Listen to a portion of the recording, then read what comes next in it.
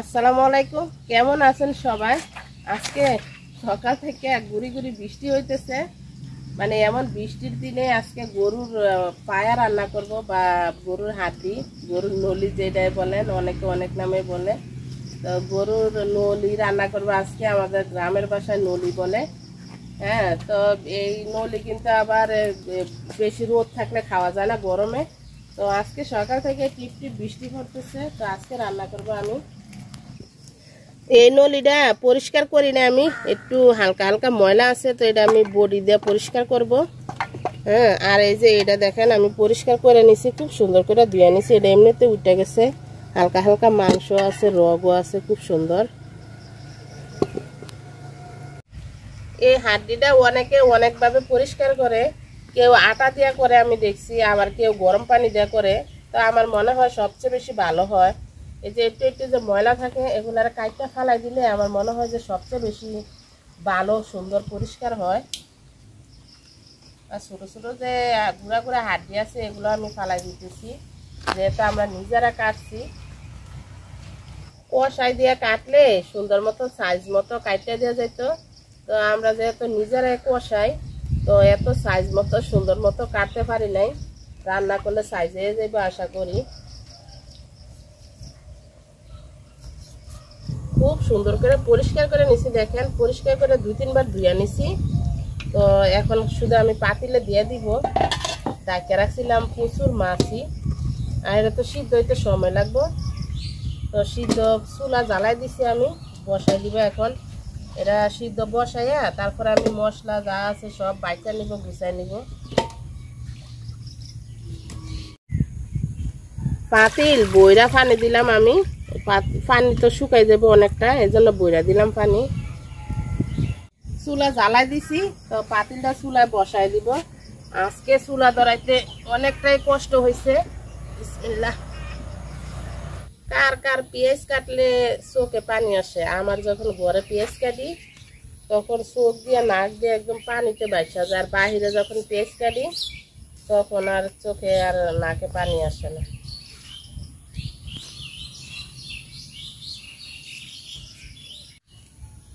আদা রসুন জিরা বাইটা নিব, তো আগে জিরাটা বাইটা নিতেছি।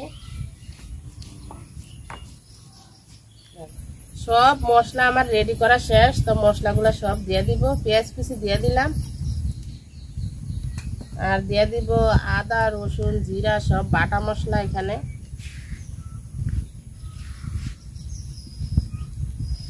আর এখানে আছে হলুদ গুঁড়া, মরিচ গুঁড়া, তারপরে গরম মশলার গুঁড়া, লবণ আর গরম মশলা, এলাচ, দারচিনি, তেজপাতা সব দিয়ে দিলাম। আমি বিদেশে থাকতেও অনেক হাড্ডি খাইছি, কিন্তু বিদেশের হাড্ডি অত মজা না আমাদের বাংলাদেশের মতো। বাংলাদেশের এই হাড্ডি আমি অনেক বছর পরে খাইতেছি, ভুলে গেছি হাড্ডির স্বাদ কেমন।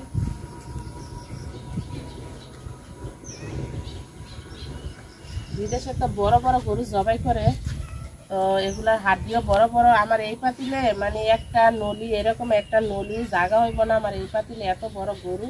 এগুলো সিদ্ধ হইতে অনেক সময় লাগে। আমি একটু সয়াবিন তেল দিয়ে দিলাম কাঁচায়। তো এই হাড্ডিতে আমি আর বাগার দিব না, বা আর কোনো মশলাই দিব না। এই হাড্ডি থেকে অনেক তেল উঠবো।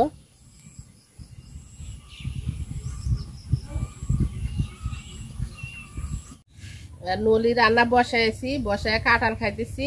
তো এটা কালকে পারছিলাম, পাইকে আসছিল গাছে, তো এটাও আজকে পাইরে আনছি, গাছ পাকা কাঁঠাল।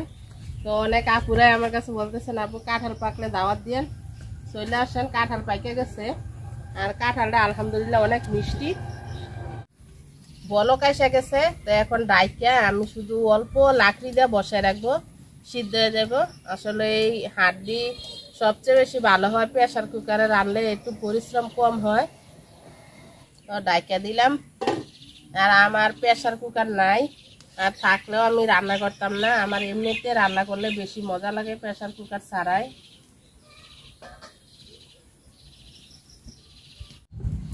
আমার রান্না কতটুকু হয়েছে দেখেন। ডাইকা রাখছিলাম প্রায় 1 ঘন্টার বেশি হইব, একটু লাকড়ি দিয়ে ডাইকা রাখছিলাম। মাংসটা দেখেন হাড়ের সাথে যে মাংসটা ছিল এটা সারা সারা হয়ে গেছে গা। তো অনেকখানি প্রায় সিদ্ধ হয়ে গেছে। আমি এখন লেবু দিব। চাইলে এই পর্যায়ে অনেকে তেঁতুল গুলাইয়ে দিতে পারেন, আবার অনেকে কাঁচা তেঁতুলে দিতে পারেন হাতের কাছে থাকলে। তা আমি লেবু দিব, আমার কাছে তেঁতুল আছে, তো আমি লেবুটাই দিব। একটা লেবু কাটটা নিছি দেখেন এখানে। লেবুটা চিপা দিয়ে দিলাম। তো যদি টক না দেন এই নেহেরিতে আপনার সারা দিনও সিদ্ধ হইব না। টকটা দেওয়ার আধা ঘন্টা পরে কিন্তু একদম সারা সারা হয়ে যাবে, মাংস থেকে আড্ডি সারা সারা হয়ে যায়। তো আমি একটা লেবু নিছি, কারণ আমার যে লেবুটা নিছি আমি অনেক রস এই লেবুতে।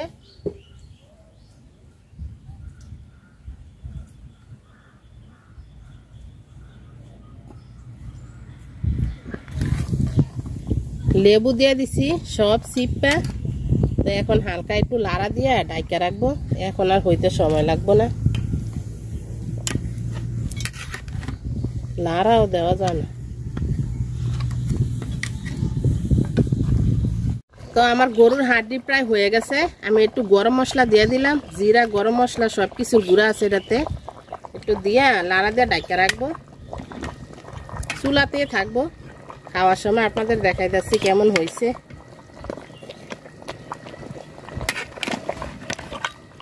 একদম সারা সারা হয়ে গেছে দেখেন, ওই যে হাড্ডি খুলে গেছে। অবশেষে নেহেরি হয়ে গেছে দেখেন। তো আজকে চাইছিলাম খাইয়া দেখাইতে, খাইয়ার দেখাইতে পারলাম না, কারণ আজান দিয়ে দিতেছে, গোসল করবো, নামাজ পড়বো, তারপরে খাবো। তো চুলাত বসাই না থাকবো, গোসল টোসল করে আসা তারপরে খাবো। তো যারা যারা এতক্ষণ ধরে ভিডিওটা দেখছেন সবাইকে অনেক অনেক অনেক ধন্যবাদ। আল্লাহ হাফেজ, আসসালামু আলাইকুম। সবাই খুব ভালো থাকেন।